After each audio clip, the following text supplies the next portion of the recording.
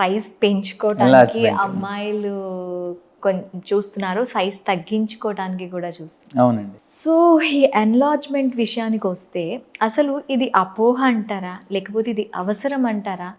ఎందుకు ఉన్న బాడీ షేప్ని మార్చుకోవాలని తపనతో ముందుకెళ్తుంది? ఇట్ ఈజ్ ఆల్వేస్ కంపారిజన్ అండి. ఎంగేజ్లో ఎలా స్టార్ట్ అవుతుంది అంటే పక్కన ఫ్రెండ్స్ ఉంటారు, కాలేజ్లోనో స్కూల్లోనో అడాలసెంట్ ఏజ్లో చిన్న ఏజ్లో పక్కన ఫ్రెండ్స్ ఉంటారు, లేదంటే ఆఫీస్లో కో ఎంప్లాయీస్ ఉంటారు, ఫంక్షన్స్కి వెళ్తే చుట్టాలు ఉంటారు. సో మన ఇండియన్స్లో శారీ కట్టుకున్నప్పుడు కానీ, లేదంటే మామూలుగా వెస్ట్రన్ పాపులేషన్ ఎక్కడైనా టీషర్ట్స్ వేసుకున్నప్పుడు కానీ ఎప్పుడైనా కంపారిజన్ వస్తుంది. చెస్ట్ ఏంటి అంత ఫ్లాట్గా ఉంది, మేల్ చెస్ట్ లాగా ఉంది, ఇట్లా కంపారిజన్స్ వచ్చినప్పుడు వాళ్ళు ఒక రకమైన ఇన్సెక్యూరిటీ ఫీల్ అవుతారు.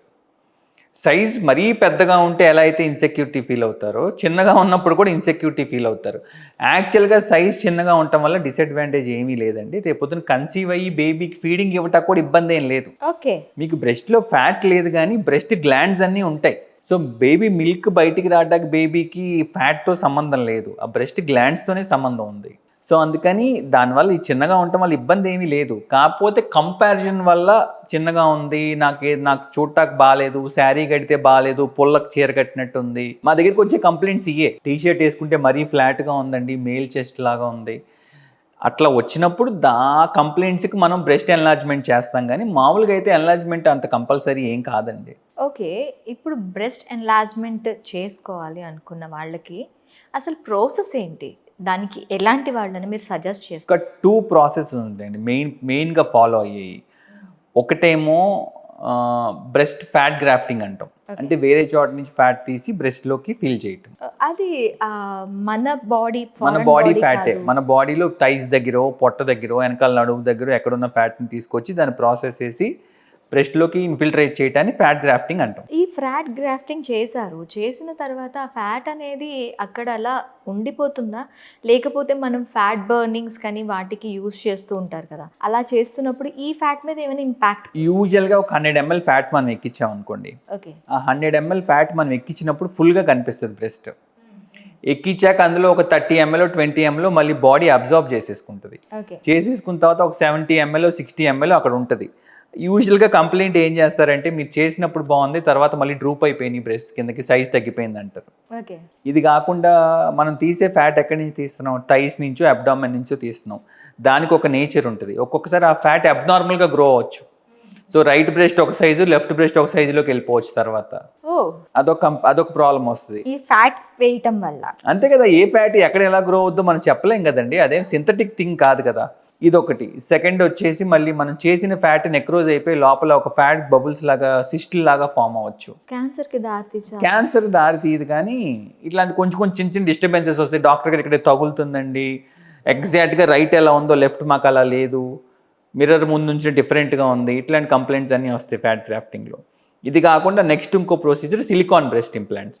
సిలికాన్ బ్రెస్ట్ ఇంప్లాంట్స్ ఏం చేస్తామంటే, బ్రెస్ట్ కింద చిన్నగా ఒక 4 centimeters చిన్న ఇన్సిషన్ కింద షేప్ దగ్గర ఈ ఫోల్డ్లో ఇచ్చి దాంట్లో నుంచి ఇంప్లాంట్ లోపలికి పెట్టేస్తాం. ఇన్స్టెంట్గా రిజల్ట్ వస్తుంది. ఈ స్కార్ కూడా ఆల్మోస్ట్ ఇన్విజిబుల్ అయిపోతుంది, తర్వాత కనపడదు. సో పెట్టేయటం వల్ల ఇన్స్టెంట్గా షేప్ మారుతుంది, మనకు కావాల్సిన షేప్ వస్తుంది, కావాల్సిన ప్రొజెక్షన్ వస్తుంది. అంటే మాకు ఎక్కువ ప్రొజెక్షన్ వద్దు అంటే కొంచెం ప్రొజెక్షన్ తక్కువ ఉండే ఇంప్లాంట్ పెడతాం, ఎక్కువ ప్రొజెక్షన్ కావాలి అంటే ప్రొజెక్షన్ ఎక్కువ ఉండే ఇంప్లాంట్ పెడతాం. మాకు కప్ సైజ్ B ఉందండి, మాకు CRD కావాలి, DD కావాలి అంటే వేరే ఇంప్లాంట్స్ పెడతాం. అలా అడిగే వాల్యూమ్ని బట్టి, అలా కావాల్సిన సైజుని బట్టి అండ్ బాడీ షేప్ని బట్టి. చెస్ట్ చిన్నగా ఉండి పెద్ద ఇంప్లాంట్స్ పెట్టాలంటే అవ్వదండి, సర్కంఫరెన్స్. సో దానికి క్యాలిక్యులేషన్స్ ఉన్నాయి, అన్ని క్యాలిక్యులేట్ చేసుకుని అడ్వైస్ చేసి అలా చెప్తాం. మేము ఇప్పుడు దాకా నేను పర్సనల్గా ఇప్పుడు దాకా పెట్టిన ఇంప్లాంట్స్లో అతి చిన్న ఇంప్లాంట్ 150 cc అంటే 150 ml. అతి పెద్ద ఇంప్లాంట్ 600 ml. 600 ml మించి నేను ఎప్పుడు పెట్టలేదు. బయట 800 900 వెస్ట్రన్ కంట్రీస్లో పెడతారు కొంతమంది. అబ్నార్మల్గా తెలుస్తూ ఉంటుంది కదా టీవీస్లో, కొంతమందికి మనకి యాడ్స్లో వస్తూ ఉంటాయి, ఇన్స్టాగ్రామ్ రీల్స్లో వాటిల్లో. సో ఇండియాలో అయితే 600. మనం అది ఇంప్లాంట్ నార్మల్ అని మనకి తర్వాత తెలుస్తుందా సార్, ఇది ఇంప్లాంట్ చేసుకున్నారు లేదంటే? పెట్టే ప్లేన్ బట్టండి, అంటే చూస్తే తెలీదు అని. అబ్నార్మల్గా పెడితే తెలిసిపోతుంది, కానీ నార్మల్గా పెడితే అసలు చేయించుకున్న వాళ్ళకి తప్పితే వేరే వాళ్ళకి ఎవరికి తెలీదు ఇంప్లాంట్ పెట్టినట్టు. నెక్స్ట్ మనం పెట్టే ప్లేన్ కూడా ఇంపార్టెంట్. అంటే జస్ట్ గ్లాండ్ అంటే సబ్ గ్లాండ్యులర్, సబ్ పెక్టరల్ అలా డిఫరెంట్ ప్లేన్స్ ఉంటాయి. జస్ట్ మనం బ్రెస్ట్ స్కిన్ లోపల ఫ్యాట్ కింద పెట్టామనుకోండి, ఏదైనా పరిగెడుతున్నప్పుడు డాన్స్ చేస్తున్నప్పుడు సెలబ్రిటీస్ కొంతమందికి డాన్స్ చేస్తున్నప్పుడు రిప్లింగ్ ఎఫెక్ట్ లాగా ఇలా లోపల ఏదో కదులుతున్నట్టు కనిపిస్తూ ఉంటుంది. ఓకే. ఇక్కడ కనిపిస్తూ ఉంటుంది క్లీవేజ్ దగ్గర ఓకే. డాన్స్ చేస్తున్నప్పుడు. అది ఏంటంటే అప్పుడు కొంచెం నాలెడ్జ్ ఉన్న వాళ్ళు కనిపెట్టగలరు, ఓకే వీళ్ళు ఇంప్లాంట్ చేయించుకున్నారా అని చెప్పి. మామూలుగా అయితే నార్మల్గా ఉన్నప్పుడు చూడటానికి కనపడదు. ఎక్కువ ఇలా డాన్స్ చేసేవాళ్ళు, జిమ్ చేసేవాళ్ళు, ఇట్లా యాక్టివ్ ఫీల్డ్లో ఉండే వాళ్ళకి ఏం చేస్తామంటే మజిల్ కింద పెడతాం. ఓ. మజిల్ కింద పెడితే ఏంటంటే మజిల్ కింద పెడితే కదలదు అనమాట ఎక్కువ. దానికి ఉండే అడ్వాంటేజెస్ ఉన్నాయి, దీనికి ఉండే డిసడ్వాంటేజెస్ ఉన్నాయి. ఇది foreign body, Foreign body. Foreign body. మరి మన బాడీలో అడ్జస్ట్ అవడానికి కానీ దానివల్ల వచ్చే ప్రాబ్లమ్స్ కానీ ఏమైనా ఉంటాయంటారా? చాలా మినిమల్ అండి. మనం ఇది సిలికాన్ ఇంప్లాంట్ పెట్టగానే ఒక 15-20 డేస్కి ఏంటంటే దాని చుట్టూ ఒక క్యాప్సూల్ లాగా ఫామ్ అయిపోద్ది. సో అందులో ఇంప్లాంట్ ఉంటుంది. ఫారెన్ బాడీ రియాక్షనే కదా, బాడీకి దీనికి నార్మల్ టిష్యూకి దీనికి రియాక్షన్ వచ్చి చుట్టూ ఒక క్యాప్సూల్ లాగా ఫామ్ అయిపోద్ది అనమాట. ఆ క్యాప్సూల్లో బ్రెస్ట్ మన ఇంప్లాంట్ ఉంటుంది. సో కాంప్లికేషన్స్ అంటే కొంతమందిలో ఇది ఇంప్లాంట్ ఇన్ఫెక్ట్ అవ్వచ్చు. చాలా రేర్, అంటే స్టెరైల్ కండిషన్స్ ఫాలో అవ్వకుండా అన్స్టెరైల్గా చేస్తే ఇంప్లాంట్ ఇన్ఫెక్ట్ అయ్యి పస్ ఫామ్ అవ్వచ్చు. అది చాలా రేర్గా వస్తుంది ఈ సినారియో. ఇది కాకుండా ఇంకో వచ్చే కాంప్లికేషన్ ఏంటంటే డిస్ప్లేస్డ్ ఇంప్లాంట్. అంటే మనం ఇప్పుడు పెట్టిన ఇంప్లాంట్ వాళ్ళు సరిగ్గా ఇనీషియల్గానే కేర్ తీసుకోక, లేదంటే ప్లెయిన్ డిసెక్షన్ లోపల తేడా అవటం వల్ల ఇక్కడ ఉన్న ఇంప్లాంట్ ఇక్కడికి వెళ్ళిపోవచ్చు, ఇక్కడ ఉన్న ఇంప్లాంట్ ఇటు వెళ్ళిపోవచ్చు. అలాంటి టైంలో ఏం చేస్తారు? మళ్ళీ వెంటనే సర్జికల్గా అడ్జస్ట్ చేసేస్తాం. Okay. ఇనీషియల్ డేస్లో జాగ్రత్తగా ఉండాలి అందుకని. ఇది కాకుండా ఇంకో కాంప్లికేషన్ అంటే ఏంటంటే సర్జరీ చేసుకున్న తర్వాత మళ్ళీ ఎన్ని రోజులు జాగ్రత్తలు ఒక 15 డేస్ అండి. ఓకే. ఒక 15 డేస్ జాగ్రత్తగా ఉండమని చెప్తాం. గబుక్కుని డోర్లు తీస్తున్నప్పుడు ఏమి తగిలించుకోకుండా ఉండమని చెప్తాం. గోడకు తగలటం అట్లాంటివి ఏమి, కొంచెం జాగ్రత్తగా 15 డేస్ ఉండాలి. 1 మంత్ పాటు జిమ్ అలాంటివి ఏమీ చేయకూడదు. ఎక్కువ చేతులు పైకి ఎత్తటాలు అట్లాంటివి చేయకూడదు. కొంచెం కేర్ఫుల్గా 1 మంత్ ఉంటే ఇంకా 1 మంత్ తర్వాత వాళ్ళ ఇష్టం. ఆ బాడీ కొంచెం యాక్సెప్టెన్సీ అనేది వస్తుందండి. అది హీల్ అయిపోయి లోపల అంతా హీల్ అయిపోయాక ఏం ఉండదండి. కొంతమందిలో బ్రెస్ట్ బాగా హెవీగా ఉంటుంది. అవును. వాళ్ళు ఏంటి అంటే డ్రెస్ వేసుకోలేరు, సారీస్ కట్టుకోలేరు, జీన్స్ వేసుకున్న కొంచెం అబ్నార్మలిటీ కనిపిస్తూ ఉంటుంది. అలాంటి వాళ్ళకి బ్రెస్ట్ సైజ్ తగ్గించేది కూడా ఇప్పుడు ఉంటుంది. మీరు అన్నారు శారీ కట్టుకుంటే, జీన్స్ వేసుకుంటే ఇట్లా అంటున్నారు, సారీ టీషర్ట్స్ వేసుకుంటే ఇట్లా అంటున్నారు. మీరు ఎంతసేపు అపీరియన్స్ గురించి మాట్లాడుతున్నారు కానీ మీ చెస్ట్ మీద ఇటొక 3 kgs ఇటొక 3 kgs బరువు పెట్టి మిమ్మల్ని నడవమంటే ఎన్ని రోజులు నడుస్తారు? నడు నొప్పి వస్తుంది, మెడ నొప్పి వస్తుంది. నెక్స్ట్ వచ్చేసి పడుకున్నప్పుడు చెస్ట్ మీద ఒక 5 kgs స్టోన్ పెట్టి పడుకోమంటే పడుకోగలరా? చెస్ట్ ఫ్రీగా మూవ్ అవ్వగలరా? మీరు బ్రీతింగ్ అంటే నేను తీసుకోగలరా? అంతవరకు ఎందుకు ఆలోచించలేదు అంటే ఆ మన బాడీ మనకి వెయిట్ అనిపించదు కదా. లేదు, మీకు యూజువల్గా మాకు వచ్చే కంప్లైంట్స్ ఏంటంటే బ్రెస్ట్ పెద్దగా ఉంది చూడటానికి బాగాలేదు అని ఒక 40% ఆఫ్ ద పాపులేషన్ వచ్చే కేసెస్లో 60% ఆఫ్ ద పీపుల్ ఏంటంటే ఈ డిస్కంఫర్ట్తోనే వస్తారు మా దగ్గరికి. ఈ బ్రెస్ట్ బరువు వల్ల నా మెడంతా లాగేస్తుందండి, నా నెక్ పెయిన్ వచ్చేస్తుంది, చేతులు తిమ్మిర్లు వచ్చేస్తున్నాయి, ఇలా పడుకున్నప్పుడు బ్రెస్ట్ నా నెక్కు వచ్చి ఆనుకుంటుంది. ఇప్పుడు పడుకున్నప్పుడు గ్రావిటీకి వెనక్కి వచ్చింది అనుకోండి, బ్రెస్ట్ వచ్చి ఇక్కడ మెడకు వచ్చి నొక్కుంటుందండి, నాకు నిద్ర పట్టట్లా, చికాకు వస్తుంది. సమ్మర్లో చెమట పడుతుంది బాగా, సమ్మర్లో స్వెట్టింగ్ వస్తుంది, స్వెట్టింగ్ వచ్చి బ్రెస్ట్ కిందంతా ర్యాష్ వచ్చేస్తుంది, నాకు అల్సర్లు ఫామ్ అయిపోతున్నాయి, ఫంగల్ ఇన్ఫెక్షన్స్ వస్తున్నాయి. ఇలాంటి కంప్లైంట్స్తో వచ్చేవాళ్ళే ఎక్కువ మంది మా దగ్గరికి. సో వాళ్ళకి పాపం ఏం చేస్తామంటే ఇప్పుడు అంతే కదా, ఇబ్బందే కదండి. సమ్మర్లో మనం మామూలుగానే ఫ్యాన్ ఏసీ వేసుకోకపోతే మనకి అండర్ ఆర్మ్స్ దగ్గర మొత్తం చెమటలు వచ్చేసి ఇబ్బంది పడతా ఉంటాం సమ్మర్లో. ఈ బ్రెస్ట్ కింద ఈ స్కిన్కి మధ్యలో అంతా ఎంత ఇబ్బంది పడతాం. సో ఆ ప్రాబ్లమ్స్తో వచ్చే వాళ్ళకి ఏంటంటే మనం బ్రెస్ట్ రిడక్షన్ అనేది ఇట్స్ లైక్ వాళ్ళకి గిఫ్ట్ ఇచ్చినట్టే మనం చేస్తే. సో బ్రెస్ట్ రిడక్షన్ చేయటం వల్ల ఏమవుతుందంటే యాక్చువల్గా నిప్పులు అనేది ఎప్పుడు మన ఈ మిడ్ ఆర్మ్ లెవెల్లో ఉండాలి. కొంతమందికి అంబ్లికస్ కింద కూడా వచ్చేస్తుంది, అంత హెవీగా హ్యూజ్ బ్రెస్ట్స్ ఉంటాయి, జైగాంటోమాస్టియా అంటాం. చాలా రెగ్యులర్గా చేస్తాం, నిజంగానా? చాలా రెగ్యులర్గా చేస్తాం. ఓకే. ఫొటోస్ ఇప్పుడు మనం వేయకూడదు కాబట్టి వేయలేం, కానీ న్యూడ్ ఫొటోస్ అన్ని పేషెంట్ కన్సెంట్ లేకుండా వేయకూడదులేండి, అసలు వేయకూడదు. సో ఆ ఫొటోస్ మీరు చూస్తే మీరు షాక్ అవుతారు, ఇట్లా ఉంటుందా అని చెప్పి. ఓకే. సో అంతంత బరువు పెట్టుకుని పాపం వాళ్ళు ఇబ్బంది పడుతూ ఉంటారు. సో న్యూరాలజిస్టులు కూడా మాకు రిఫర్ చేస్తారు. వాళ్ళకి నెక్ ఎలా అయితే డిస్క్ బల్జీలు వెనకాల నడువు దగ్గర వస్తాయో అట్లాగా సర్వైకల్ డిస్క్ బల్జెస్ కూడా వచ్చేస్తాయి వెయిట్కి. ఇలా ఉండి ముందుకు వంగి ఇలా ఉండి ప్రెషర్ సెంటర్ ఆఫ్ గ్రావిటీ మారిపోద్ది కదా బాడీకి. ఓకే. సో వాళ్ళకి ఏం చేస్తామంటే బ్రెస్ట్ రిడక్షన్ టెక్నిక్స్ ఉంటాయండి, రెడ్యూస్ చేసి మళ్ళీ నార్మల్గా యంగ్ యూత్ఫుల్ బ్రెస్ట్ లాగా చేయొచ్చు. ఓకే. సో చేయటం వల్ల అడ్వాంటేజ్ లుక్ ఒకటి, తర్వాత సెకండరీ. ఫస్ట్ ఏంటంటే పేషెంట్స్కి సిమ్టమ్స్ రిలీవ్ అయిపోతాయి. మెడ నొప్పి తగ్గిపోద్ది, చేతులు లాగటం తగ్గిపోతుంది, వాళ్ళ స్పైన్ ప్రాబ్లమ్స్ సెట్ అవుతాయి. ఇవన్నిటితో పాటు ఆబ్వియస్లీ లుక్ కూడా మారిపోతుంది. ఓకే, ఇప్పుడు బ్రెస్ట్ రిడక్షన్ చేసుకునేటప్పుడు ఏమైనా కాంప్లికేషన్స్ వచ్చే ఛాన్స్ ఉంటాయండి. బ్రెస్ట్ రిడక్షన్ కనుక మనకి సరిగ్గా టెక్నిక్ చేయకపోతే రైట్ సైడ్ బ్రెస్ట్ ఒకలా అవ్వచ్చు, లెఫ్ట్ సైడ్ బ్రెస్ట్ ఒక సైజ్ అవ్వచ్చు. ఇప్పుడు ఇంప్లాంట్ ఇక్కడ పెడుతున్నాం కూడానా? అంతే కదా, ఇంప్లాంట్ పెడుతున్నప్పుడు ఏముంది, ఇట్స్ ఒక అంటే 350. రిడక్షన్ కి కూడా మీరు ఇంప్లాంట్ పెడతారు? మామూలుగా ఇంక్రీజ్ చేయడానికి ఇంప్లాంట్ పెట్టినప్పుడు రెండు బ్రెస్ట్లు సేమ్ సైజ్ ఉంటే ఇటు సైడ్ 250 ఇటు సైడ్ 250 పెడితే రెండు ఒకేలాగా ఉంటుంది, పెద్ద కష్టమేం కాదు. ఓకే, రెడ్యూస్ చేస్తున్నప్పుడు బ్రెస్ట్లు రెండు ఈక్వల్ చేయాలి. అంటే ఇటు సైడ్ ఎంత టిష్యూ కట్ చేస్తున్నామో ఇటు సైడ్ అంతే టిష్యూ కట్ చేయాలి. ఇటు సైడ్ ఏ టెక్నిక్ ఫాలో అవుతున్నాం ఇటు సైడ్ అదే టెక్నిక్ ఫాలో అవ్వాలి. 50% ఆఫ్ ద పాపులేషన్లో రైట్ సైడ్ బ్రెస్ట్ ఒకలా ఉంటుంది, లెఫ్ట్ సైడ్ బ్రెస్ట్ ఒకలా ఉంటుంది, రెండు ఈక్వల్గా ఉండవు 50% ఆఫ్ ద పాపులేషన్లో. ఓకే. సో ఆ బ్రెస్ట్లు రెండింటిని సర్జరీ ముందు డిఫరెంట్గా ఉన్న సర్జరీ తర్వాత ఈక్వల్ చేయండి అని అడుగుతారు. సో డిఫరెంట్ బ్రెస్ట్ సైజెస్ని ఒకలాగా మ్యాచ్ చేసుకోవాలి, ఇదొక టాస్క్. ఇది కాకుండా కొంతమందికి బాడీలోనే హీలింగ్ ప్రాబ్లం ఉంటుంది, ఎక్కువ వూండ్ గేపింగ్స్ అయ్యి వస్తా ఛాన్సెస్ ఉంటాయి, అవి కూడా జాగ్రత్తగా చూసుకోవాలి. సర్జరీ టెక్నిక్ సరిగ్గా ఫాలో అవ్వకపోతే నిప్పులు మొత్తం కలర్ మారిపోయే ఛాన్సెస్ ఉంటుంది, నిప్పులు పోయే ఛాన్స్ ఉంటుంది. సో నిప్పులు పోతే యాక్సెప్ట్ చేయరు, ఎందుకంటే ఫీడింగ్ అది ఇవ్వడానికి ఇబ్బంది అవుతుంది. మళ్ళీ పెద్ద ఇబ్బంది అవుతుంది. ఇట్ ఈస్ ద షేప్, వాళ్ళకి కూడా కొంచెం షేప్ కూడా కాదండి, హోల్ బ్రెస్ట్ మొత్తంలో మనకి సెన్సేషన్ ఉండేది ఓన్లీ నిప్పులే. ఓకే, నిప్పులు ఒకటే సెన్సేషన్ ఉంటుంది, ఆ సెన్సేషన్ పోయిందంటే బ్రెస్ట్ పనిచేయనట్టే కదా. సో సర్జరీ చాలా పేషెంట్కి కాంప్లికేటెడ్ కాదు, పేషెంట్కి అస్సలు కాంప్లికేటెడ్ కాదు, సర్జన్కి కాంప్లికేటెడ్. ఇది బాగా ఎక్స్పీరియన్స్తో జాగ్రత్తగా ఏ పేషెంట్కి ఏ టెక్నిక్ సెట్ అవుతుంది అని. ఇప్పుడు అంత కష్టం ఎవరికి కనపడదు, సర్జరీ అయిన తర్వాత రెండు బాగున్నాయా లేదా, ఈక్వల్గా ఉందా లేదా, బ్రెస్ట్ షేప్ బాగా వచ్చిందా లేదా అని చూస్తారు, కానీ ఎంత టెక్నిక్ ఫాలో అవుతామో ఎవరికి తెలియదు. ఎక్స్పీరియన్స్ ఉన్న సర్జన్స్ మాత్రమే చేస్తాం అది. నెక్స్ట్ మార్కింగ్స్ చేసుకోవడానికి మాకు ఒక 1/2 అవర్ 45 మినిట్స్ పడుతుంది. ఇక్కడ నుంచి ఇక్కడ మన ఈ కాలర్ బోన్ నుంచి దగ్గర నుంచి నిప్పులు ఎంత ఉంది ఎంత చూసుకుని యాంగులేషన్స్ చూసుకుని అన్నీ చేయాలన్నమాట. సరిగ్గా చేయకుండా నిప్పులు మరీ పైకి తీసుకొచ్చాం అనుకోండి, బ్లౌజ్ వేసుకున్నప్పుడు బ్లౌజ్లో నుంచి పైకి వచ్చేస్తూ ఉంటాయి నిప్పుల్స్, అంతే కదా. మరి మరీ పైకి తీసుకొస్తే బ్లౌజ్ వేసుకున్నప్పుడు పైకి వచ్చేయకూడదు కదా, కొంచెం డీప్ డ్రెస్సులు డీప్ కట్ వీనెక్స్ వేసుకుంటారు లోపల దాకా, అప్పుడు కనపడకూడదు కదా.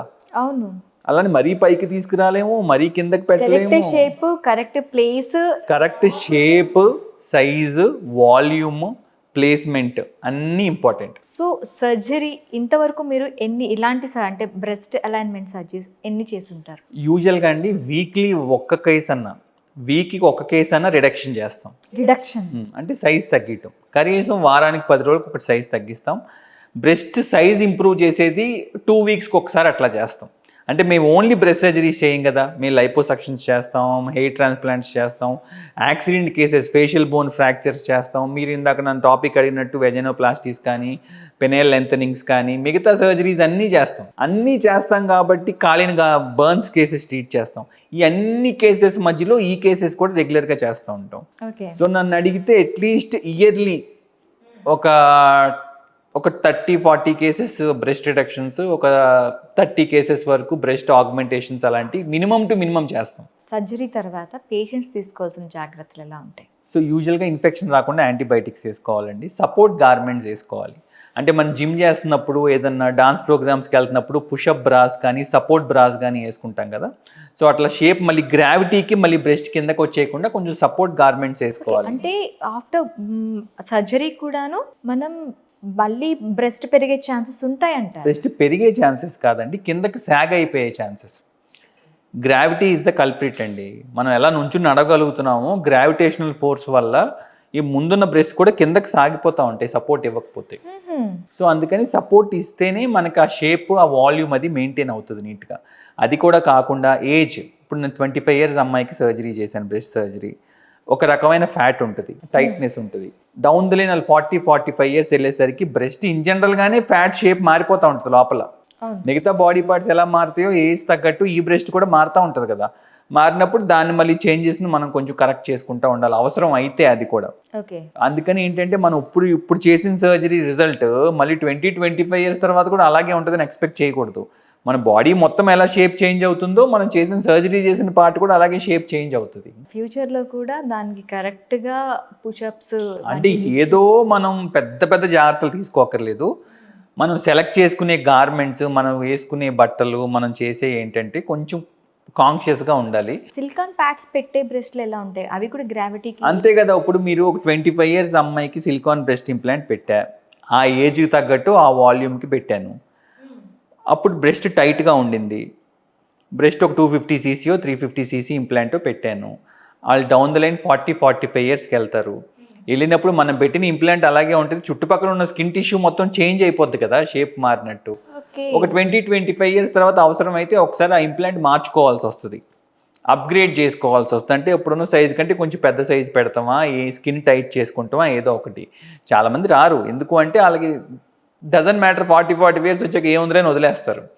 కొంతమంది ఆ ఏజ్లో కూడా కొంచెం నాకు కాన్షియస్గా ఉండి నాకు కొంచెం మార్చాలండి అంటే ఇంప్లాంట్ మార్చి కొంచెం మాస్టోపెక్సీ అని చెప్పి బ్రెస్ట్ని పైకి అప్లిఫ్టింగ్ సర్జరీస్ చేస్తాం, అలా కూడా చేయొచ్చు. ఇప్పుడు 2025 అన్నారు, వాళ్ళు మ్యారేజ్కి ముందు కానీ ఆ టైంలో చేసుకుంటారు. బ్రెస్ట్ ఫీడింగ్ వచ్చే విషయంలో వాళ్ళకి ఇంప్లాంట్స్ పెట్టుకోవటం వల్ల ఏమైనా ప్రాబ్లమ్స్ వచ్చే మోస్ట్లీ 99% ఇంప్లాంట్స్ పెట్టుకోవటం వల్ల ఫీడింగ్ ప్రాబ్లమ్స్ ఏమీ రావండి. ఇన్ జనరల్ ఇప్పుడు 100 మదర్స్ డెలివరీ అయితే 100లో బ్రెస్ట్ ఫీడింగ్ ఇచ్చేవాళ్ళు ఎంతమంది? 50-60% అయిపోయారు ఇప్పుడు. ఆ 50-60%లో కాకుండా మిగతా 40%లో ఇష్టం లేక ఇచ్చేవాళ్ళు ఒక 25% 20% ఉంటే, ఇవ్వటం రాక లేదా ఏదన్నా ప్రాబ్లం ఉండి బ్రెస్ట్ ఫీడింగ్ ఇవ్వలేని వాళ్ళు ఒక 25% మదర్స్ ఉంటారు. వీళ్ళకి ఎట్లా ఉంటుందంటే బ్రెస్ట్ ఇంప్లాంట్ పెట్టుకున్నాం కాబట్టి మనకి ఫీడింగ్ రావట్లేదు అనుకునే వాళ్ళు చాలామంది ఉంటారు. ఓకే. సో బ్రెస్ట్ ఇంప్లాంట్ పెట్టుకోవటం వల్ల ఫీడింగ్కి ఇబ్బంది ఏమవుదు. ఇన్ జనరల్ వాడికి ఫీడింగ్ ప్రాబ్లమ్స్ ఉండుంటే అది బ్రెస్ట్ ఇంప్లాంట్ పెట్టుకోవటం వల్ల రావట్లేదేమో అనుకుంటారు. Okay. So in general breast implants పెట్టుకున్న ఫీడింగ్కి ఇబ్బంది ఏమీ అవ్వదు. బ్రెస్ట్ రిడక్షన్ చేసినా కూడా సరైన టెక్నిక్తో చేస్తే బ్రెస్ట్ ఫీడింగ్కి ఇబ్బంది అవ్వదు. అంటే ఆ గ్లాండ్స్ అవి కరెక్ట్గా చూసుకొని చేయాలి అంటారు. కరెక్ట్గా మీకు టెక్నిక్స్ ఫాలో అవ్వాలి, ఫాలో అయ్యి మనం ఓవర్ డూ చేయకూడదు, అంటే ఎక్కువ కట్ చేసేయకూడదు, టిష్యూని జాగ్రత్తగా కట్ చేయాలి. రెడ్యూసింగ్ చూసుకుంటే బ్రెస్ట్ రెడ్యూస్ చేసుకోవడానికి ఏజ్ గ్రూప్ వాళ్ళు ఎక్కువగా అప్రోచ్ అవుతుంటారు. ఇన్ జనరల్ అండి మా దగ్గరికి యంగ్స్టర్స్ అంటే ఒక 30 ఇయర్స్ బిలో వాళ్ళు ఎక్కువ మంది వస్తున్నారు, 45 అబోవ్ వాళ్ళు ఎక్కువ మంది వస్తున్నారు. 30 బిలో వాళ్ళు ఎక్కువ మంది వస్తున్నారు, 45 అబోవ్ వాళ్ళు ఎక్కువ మంది వస్తున్నారు. మొన్న ఒక అమ్మాయి వచ్చారు, షీ కేమ్ ఫ్రమ్ ఆంధ్రప్రదేశ్లో ఒక ఏరియా నుంచి వచ్చారు, పేర్లు అవన్నీ చెప్పడం ఎందుకు, వచ్చారు. She's a state level player. అది ఏ స్పోర్టో కూడా నేను చెప్పను, she's a state level player. తను ఆ స్పోర్ట్ ఆడటం మానేసింది. ఎందుకు మానేసింది అంటే హెవీ బ్రెస్ట్ ఉండటం వల్ల టీ షర్ట్స్ వేసుకుని ఆడుతూ ఉంటే నన్ను కమెంట్ చేస్తున్నారు సార్ అని. So she is not going to that sports. Marriage అయిన తర్వాత వాళ్ళ హస్బెండ్ ఎంకరేజ్ చేసి తీసుకొచ్చి ప్రొసీజర్ చేయించారు. ఇప్పుడు she is again participating in that sports state level competitions. So తనకు ఆడటానికి ఇబ్బంది లేకపోయినా కమెంట్ చేస్తున్నారని చెప్పి వచ్చి చేయించుకున్నారు. కొంతమంది కమెంట్ చేస్తున్నా కూడా ఇబ్బంది కాదు, నాకు ఆడటానికి ఇబ్బంది ఉందని చేయించుకుని కూడా చేయించుకోవచ్చు. బట్ దీన్ని రివర్స్లో కమెంట్ చేస్తున్నారు, ఆ కమెంట్స్ నాకు పాస్ చేస్తే ఇబ్బందిగా ఉందని చేయించుకుంది. సో కొంతమందికి this is a life changing surgery. Okay. ఏదో అందం కోసం చేయించుకుంటున్నామనో లేదా ఏజ్ వైజ్ కోసం చేయించుకుంటున్నాం అని కాదు. కొంతమంది ఒక 2-3 పిల్లలు వచ్చారు, కాలేజ్లో నన్ను కమెంట్ చేస్తున్నారు అని చేయించుకున్నారు. బ్రెస్ట్ విషయంలో కమెంట్ అప్పుడు మగ పిల్లలు ఉంటారు, పక్కన ఫ్రెండ్స్ ఉంటారు, కోతులు ఉంటారు, ఏవో కమెంట్స్ పాస్ చేస్తూ ఉంటారు. సో ఏదో కమెంట్స్ పాస్ చేస్తున్నారు సార్, అబ్బాయిలు నన్ను కొంచెం కమెంట్స్ పాస్ చేస్తున్నారు అని వచ్చి సర్జరీస్ చేయించుకున్నారు 2-3 పిల్లలు. నెక్స్ట్ వచ్చేసి హస్బెండ్స్ మ్యారేజ్ అయిన తర్వాత హస్బెండ్స్ ఆర్ నాట్ కంఫర్టబుల్, ఆడ్గా ఉంటుంది అనుకుని చేయించుకున్న వాళ్ళు ఇంక్రీజ్ చేసుకోవటానికి వస్తారు, తగ్గించుకోవటానికి వస్తారు. సో నేను 30-45 మధ్యలో వాళ్ళు ఎక్కువ రారు, ఎందుకంటే ఆ టైంలో యూజువల్లీ రిప్రొడక్టివ్ ఏజ్. అంటే ఎట్లా అంటే మీకు మదర్ డెలివరీ అవ్వటం, బేబీకి ఫీడింగ్ అవ్వటం, వాళ్ళు పెద్ద చేయటం, పెంచటం, ఈ ఏజ్లో బిజీగా ఉంటారు 30-45. ఆ ఏజ్లో ఉన్నప్పుడు యూజువల్గా పట్టించుకోవట్లేదు. ఓకే. సో మ్యారేజ్ అవ్వాల్సిన పిల్లలు, ఎర్లీగా మ్యారేజ్ అయిన వాళ్ళు వస్తున్నారు. 45 తర్వాత మామీ మేక్ ఓవర్ సర్జరీస్ ఇప్పుడు బాగా ఫేమస్ అయినాయి. అంటే 40 తర్వాత 40-45 తర్వాత మామీ మేక్ ఓవర్ సర్జరీస్ బాగా ఎక్కువ మంది వస్తున్నారు. ఇప్పుడు ఎగ్జాక్ట్గా చెప్పాలంటే అబౌవ్ 40. ఓకే. ఆ టైంలో ఏంటంటే as the part of tummy tuck కానీ లైపోసక్షన్స్ కానీ దాంతోపాటు బ్రెస్ట్ సర్జరీస్ కూడా చేయించుకుంటున్నారు ఎక్కువ. సో అందుకని యూజువల్గా 30 బిలో 40 అబౌవ్ ఎక్కువ మంది వస్తున్నారు, 30-40 మధ్యలో తక్కువ మంది వస్తున్నారండి. దీని తర్వాత వచ్చే కాంప్లికేషన్స్ ఎలా ఉంటాయంటారు? ఆఫ్టర్ ఏ సర్జరీ అయినా తీసుకోవాల్సిన జాగ్రత్తలు ఎలా ఉండాలి అంటారు? బేసిక్గా సర్జన్ చెప్పే తూచే తప్పకుండా ఫాలో అవ్వాలండి. ఇన్స్ట్రక్షన్స్, పోస్ట్ ఆప్ ఇన్స్ట్రక్షన్స్, సర్జరీ అయిన తర్వాత ఇన్స్ట్రక్షన్స్ అన్ని జాగ్రత్తగా ఫాలో అవ్వాలి. సెకండ్ వచ్చేసి మంచి సర్జన్ని చూస్ చేసుకోవాలి. ఓకే. ఎక్స్పీరియన్స్ ఉన్న సర్జన్ చూస్ చేసుకోవాలి. నేను మళ్ళీ చెప్తున్నా, జూనియర్ సర్జన్స్కి వేరే వాళ్ళకి కోపం కూడా రావచ్చు. మీరు వెళ్ళినప్పుడు ఆ డాక్టర్కి ఎన్ని ఇయర్స్ ఎక్స్పీరియన్స్ ఉందో చూడాలండి. నేనేదో ఇంటర్వ్యూ ఇస్తున్నా కదా, నేను బాగా మాట్లాడతాను కదా అని చెప్పి మోసపోయి వచ్చి నా దగ్గర చేయించేసుకోకూడదు. వచ్చి డాక్టర్ గారు ఇలాంటి సర్జరీస్ మీరు ఇంతకుముందు ఎన్ని చేశారు, మీకు ఇబ్బంది లేకపోతే వాళ్ళవి పోస్ట్ ఆప్, ప్రీ ఆప్, అంటే సర్జరీ ముందు ఎలా ఉన్నారు, సర్జరీ తర్వాత ఎలా ఉన్నారో ఏదన్నా మీ దగ్గర ఫొటోస్ ఉన్నాయా, ఆ ఫొటోస్ చూసుకుని ఆ రిజల్ట్స్ ఎలా ఉన్నాయో చూసుకుని దాని గురించి వచ్చే కాంప్లికేషన్స్ ఏంటో కనుక్కొని పూర్తి అవగాహనతో చేయించుకోవాలి. కంగారుగా వచ్చేసి మొన్న ఒక ఇంటర్వ్యూ ఏదో చూసి ఒక ఆయన సమ్ రాయలసీమ సైడ్ నుంచి ఎవరో సడన్గా ఒక ఆయన వచ్చేసి పొద్దున ఇంటర్వ్యూ చూశారంట మార్నింగ్ 4 o'clockకి, 12:31కి నా దగ్గర ఉన్నాడు, కార్ వేసుకుని వచ్చేసాడు. సర్జరీ చేసేయండి నాకు లైపోసక్షన్ అంటాడు ఆయన. నేను కాదండి అంత కంగారు ఎందుకు, మీరు ఇప్పుడు జర్నీ చేసి వచ్చారు, బ్లడ్ టెస్టులు చేయించుకోవాలి, ఎనస్థీషియా ఫిట్నెస్ చూసుకోవాలి, ఇవన్నీ చూసుకుని కదా సర్జరీ అంటే, కాదండి మళ్ళీ నా మూడ్ మారిపోద్ది, నా థాట్ ప్రాసెస్ మారిపోతుంది, మీరు నాకు వెంటనే చేసేయాలి, లేదంటే మళ్ళీ భయం వేసి మళ్ళీ నేను చేయించుకోను, ఇప్పుడు నాకు ఆ మూడ్ వచ్చింది చేసేసుకోవాలి అంటాడు సర్జరీ. ఓకే. స్మూత్గా కాదండి, కంగారు పడి చేయించుకోవద్దు, ఇవి ఉంటాయి, ఇవి కాంప్లికేషన్స్ ఉంటాయి, ముందు బ్లడ్ టెస్టులు చేయించుకోండి అంటే ఆయనకి షుగర్ లెవెల్స్ బాగా ఎక్కువ ఉన్నాయి. ఇప్పుడు ఆయన అన్నారు కదా, ఈ స్టేట్ ఆఫ్ మైండ్ ఎంత ఇంపార్టెంట్ అంటారు ఇలాంటి సర్జరీస్లో? యూజువల్గా మేము స్మూత్గా సాఫ్ట్గా రిజెక్ట్ చేస్తామండి. ఎవరైతే కంగారు పడిపోయి నాకు ఇప్పుడు అర్జెంటుగా చేసేయండి అంటారో, లేదంటే నాకు సల్మాన్ ఖాన్ లాగా యాప్స్ కావాలి, షారుఖ్ ఖాన్ లాగా యాప్స్ కావాలి, ఇవి కూడా క్రియేట్ చేస్తారా సార్? కంపేర్ చేస్తారు వచ్చి, మీకు వచ్చి ఫోటో చూపించి నాకు ఈ సినిమా స్టార్ నాకు మహేష్ బాబు లాంటి ముక్కే కావాలని అడిగే వాళ్ళు ఉంటారు. ఇలాగే అడుగుతారు, నాకు ఇలాగా హృతిక్ రోషన్ లాగా యాప్స్ కావాలి. ముక్కు ఓకే, చాలా దగ్గరలో విన్నాము, యాప్స్ కూడా క్రియేట్ చేయొచ్చు అంటారా? చేస్తాం కదండి, 6 packs క్రియేట్ చేస్తాం కదా. అన్ని 6 packs నమ్మొద్దు, అన్ని 6 packs నమ్మొద్దు అనలేం, కానీ ఏ 6 pack అయినా 6 pack మేం చేస్తే ఉంది, మీరు తెచ్చుకుంటే ఉంది. 6 pack is 6 pack కదా, నమ్మపోయేది ఏముంది అందులో. ఎట్లా వస్తుంది అంటేనండి, కంపారిజన్ నాకు ఇలాగే కావాలన్న వాళ్ళని మేము సాఫ్ట్గా పంపించేస్తాం. ఎందుకు అంటే వాడు సర్జరీ అయ్యా కూడా అదే ఫోటో చూసుకుంటా ఉంటాడు, ఇలా వచ్చిందా రాలేదు, ఇలా వచ్చింది. మనం ఏం దేవుళ్ళం కాదు కదండి, మనం న్యాచురల్ రిజల్ట్ క్రియేట్ చేస్తాం, నీట్గా చేసి పెడతాం. సేమ్ అలా కావాలి అంటే ఎవరికైనా చేస్తామని చెప్తే అది అబద్ధం. ఓకే. మీ బాడీ హైట్ ఒకలా ఉంటారు, వాళ్ళ బాడీ హైట్ ఒకలా ఉంటారు, మీ బాడీ టెండెన్సీ ఒకలా ఉంటుంది, వాళ్ళ బాడీ టెండెన్సీ ఒకలా ఉంటుంది. వాళ్ళ బాడీ అడాప్టబిలిటీ ఒకలా ఉంటుంది, మీ బాడీ అడాప్టబిలిటీ. ఇప్పుడు సన్నగా ఉన్నాడు ఆల్రెడీ పర్సన్, అతను కొంచెమే పొట్ట ఉంది, అతనికి నీట్గా లైపోసక్షన్ చేసి ఎక్స్ట్రా ఫ్యాట్ తీసేసి యాప్స్ క్రియేట్ చేయొచ్చు. ఇంత బాగా ఎక్కువ ఉన్న పొట్టకు వచ్చి 6 pack చేయమంటే ఎక్కడ చేస్తారు, చేయలేరు. సో ఏంటంటే ఎక్కువ పొట్టు ఉంటే ఫ్లాట్ చేయొచ్చు, తక్కువ పొట్టు ఉంటే దాన్ని హై డెఫినిషన్ లైపోసక్షన్ చేయొచ్చు.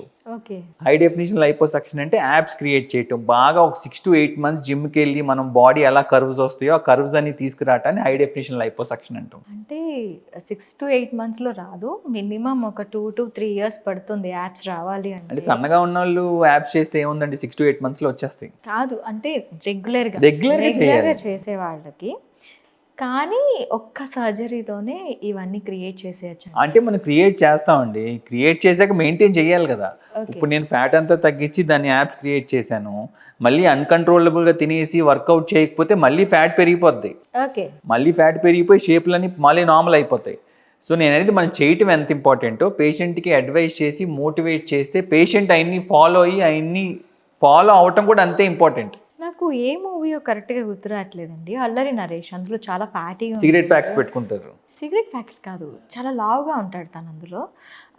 మ్యారేజ్కు విషయానికి వస్తే తను ఫాదర్ దగ్గర నుంచి చాలా ఇవి వింటూ ఉంటాడు అనమాట, కామెంట్స్ వింటూ ఉంటాడు. ఇదంతా కాదు అని చెప్పి సర్జరీ చేసేసుకుంటాడు. సర్జరీ చేసుకున్న తర్వాత తను ఎవరు గుర్తుపట్టలేవు, మళ్ళీ నేను అలానే అయిపోతానని చెప్పి అంటే కొన్ని సినిమాల్లో ఏదో సినిమాల్లో రామ్ చరణ్ గారి ఫేస్ ని అల్లు అర్జున్ గారి ఫేస్ లాగా ఏదో చేసేస్తారు, నాకు సినిమా పేరు గుర్తు రావట్లేదు, ఎగ్జాక్ట్గా ఆయన ఫేస్ ని ఈయన ఫేస్ లాగా మార్చేస్తారు. అసలు అవ్వదండి, ఇంపాసిబుల్. ఒక ఫేస్ తీసేసి సేమ్ ఇంకొక మనిషి ఫేస్ని తీసుకొచ్చి పెడతాం అనేది ఇంపాసిబుల్. ఫేస్ ట్రాన్స్ప్లాంట్స్ చేస్తాం, ఎవరికి చేస్తాము అంటే ఏదైనా యాక్సిడెంట్ అయ్యి మొహం మొత్తం పచ్చడైపోయి, ఏదైనా యాక్సిడెంట్ అయ్యి మొహం అంతా కాలిపోతే మనం ఎట్లయితే organ donation, kidney donation, liver donation అట్లా ఎలా చేస్తామో అలాగా ఫేస్ కూడా ఒక పేషెంట్ ఫేస్ని తీసుకొచ్చి మన ఫేస్కి పెడతాం. ఓకే. పెడితే ఎగ్జాక్ట్గా వాళ్ళ మొహం ఎలా ఉందో వాళ్ళ మొహం రాదు. జస్ట్ ఏంటి ఫేస్ మీద ఒక రకమైన కవరేజ్ వచ్చేస్తుంది, స్కిన్ ఫేస్ మొత్తం ఎక్స్పోజ్ అయిపోకుండా లోపల ఫ్లెష్ ఫేస్ని నీట్గా తీసుకొచ్చి మళ్ళీ సూచర్ చేస్తే మీ ఫేస్ మీద ఒక రకమైన ఫేస్ స్కిన్ అది తెచ్చి పెట్టేస్తాం కాబట్టి నియర్ నార్మల్గా ఉంటుంది. కానీ ఇప్పుడు మీ ఫేస్ నా ఫేస్కి పెడితే నేనేం మీలా అయిపోను, ఓకే. డిఫరెంట్గానే ఉంటుంది ఫేస్, ఫీచర్స్ మారవు. మీ లోపల బోనీ ఫ్రేమ్ వర్క్ ఒకలా ఉంటుంది, నా ఫేస్ మీద బోనీ ఫ్రేమ్ వర్క్ ఒకలా అంటే ఉంటుంది. ప్లాస్టిక్ సర్జరీ తర్వాత ఫేస్లోని కూడా మార్పులు ఏమీ ఉండవు, జస్ట్ ఆ బోన్ స్ట్రక్చర్ మీద ఉండే స్కిన్నే కొంచెం మారుతుంది అంటారు. స్కిన్నే మారుతుంది. ఆ స్కిన్ కూడా ఏంటంటే ఎగ్జాక్ట్గా వెళ్ళి అతుక్కోదు కదండి, మజిల్స్ అన్ని నీట్గా తీసుకెళ్ళి అతికించాం కదా మనం ఏమి. అవును. జస్ట్ ఏంటంటే ఆ ఫేస్ మీద ఫ్రేమ్ వర్క్ని మొత్తాన్ని తీసుకెళ్ళి పెడతాము. సో ఫేస్ మొత్తం ఎక్స్పోజ్ అయిపోకుండా నీట్గా ఉంటుంది. వేరే ఫేస్ తీసుకొచ్చి పెడితే డీసెంట్ లుక్ వస్తుంది. కానీ సేమ్ నేను మీలా అయిపోవటం మీరు నాలా అయిపోవటం అవ్వదండి. సో సన్నగా లావుగా ఉన్నవాళ్ళు ఒకేసారి సన్నగా అయిపోవటం వెంటనే మారిపోవటం అలా సినిమాల్లో చూపించినట్టు అవ్వదండి. It needs lot of dedication, dietary changes తీసుకోవాలి, ఫుడ్ మార్పులు చేసుకోవాలి, ఎక్సర్సైజ్ చేసుకోవాలి, ఇవన్నీ చేసుకుంటూ ఉంటే నీట్గా ఉంటుంది. ప్లాస్టిక్ సర్జరీస్లో ఖచ్చితంగా కాంప్లికేషన్స్ ఉంటాయి. ఈ కాంప్లికేషన్స్ అన్ని అధిగమించగలము అనుకునేటప్పుడు వీటికి అప్రోచ్ అవ్వాలి అంటారు. కాంప్లికేషన్స్ అంటే సర్జరీ వల్ల వచ్చే కాంప్లికేషన్స్ కొన్ని ఉంటాయండి, ఇన్స్ట్రక్షన్స్ ఫాలో అవ్వకపోవటం వల్ల వచ్చే చేంజెస్ కొన్ని ఉంటాయి. సరైన సర్జన్ సరైన టెక్నిక్ యూజ్ చేసి పేషెంట్ ఇన్ఫ్లుయెన్స్ చేశాడని, పేషెంట్ బలవంత పెట్టాడని చెప్పి ఆ పేషెంట్ థాట్స్ కాకుండా ఏది కరెక్టో అది చేస్తే యూజువల్గా 0 కాంప్లికేషన్స్ ఉంటాయండి. ఓకే. నా కాంప్లికేషన్స్ అని అనకూడదు, మనకు దిష్టి పెట్టినట్టు ఉంటుంది. నా ఫ్రెండ్స్కి ఎవరికి ఇప్పుడు దాకా పెద్ద పెద్ద కాంప్లికేషన్ నేను రాలేదు, నా సీనియర్స్కి రాలేదు, నా జూనియర్స్కి రాలేదు, నాకు రాలేదు.